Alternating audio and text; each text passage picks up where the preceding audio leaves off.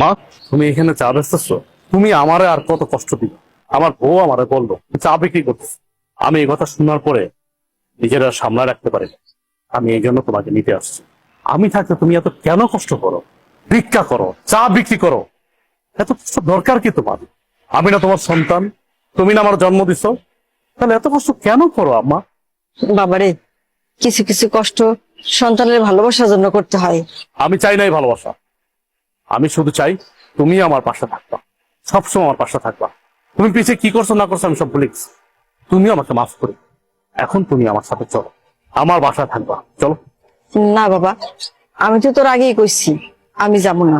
আমি চাই না তোর সংসারে অশান্তি হোক, তোরা ভালো থাক, এটাই আমি চাই। তুমি এটা কেমন কথা বলতেছো? আমার সংসার অশান্তি? আমি যেদিন থেকে আমার বউরে বিয়ে করছি সেদিন থেকে তো আমার জীবন অশান্তি শুরু হয়ে গেছে।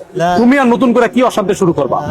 অথচ দেখো, আমার বাড়িতে থাকার কথা তোমার, অথচ তুমি না থেকে আমার শ্বশুর থাকছে। শ্বশুর থাকতেছে নন স্টপ, দিনের পরে দিন, রাতের পরে রাত, ভালো মন্দ খাইতেছে, ঘুমাইতেছে, ফিরতেছে। অথচ তুমি রাস্তা রাস্তা ভিক্ষা করতেছো, চা বিক্রি করতেছো। খারাপ লাগে না আমার? আমার তো খারাপ লাগে। তোমার তো ন্যূনতম কমন সেন্সটুকু আছে, অথচ আমার শ্বশুরের কোনো কমন সেন্স নেই। আমার বোর কাছে আমার শ্বশুরই সব। যাই হোক মা, আমি তোমার এত কথা বলতে পারতেছি না, এখন কোনো কথা আমি শুনবো না তোমার। তোমার এই চার ব্যবসা রাইখা এখন আমার সাথে তুমি চলো। চলো, এখন থেকে তুমি এই বাড়িতেই থাকবা। তুমি এত কিছুর পরেও সেই তোমার মাকে বাড়িতে নিয়ে এসছো, আমাকে তোয়াক্কা করে তুমি তোমার মাকে নিয়ে আসছো। তোমাকে কি তোয়াক্কা করবো? কি তোয়াক্কা করবো তোমাকে? আমি এই সংসারটা চালাই, আমি ইনকাম করি, আমি পাঁচতলায় বসে এসির বাতাস খাবো, আর আমার মা রাস্তা রাস্তা চা বিক্রি করবে, ভিক্ষা করবে, সে গাছের নিচে থাকবে। দেখো, এই সংসারটা আমার, এই সংসারটা আমি মেনটেন করি, তাই আমি যা বলবো তাই হবে।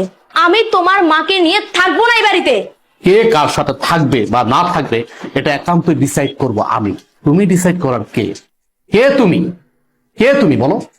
আমি কে মানে? আমি তোমার বউ। এই বাড়িটা আমার, আর এই সংসারটাও আমার। এই সংসারের সব দায়িত্ব আমি পালন করি, তুমি তো তেমন কিছুই করো না।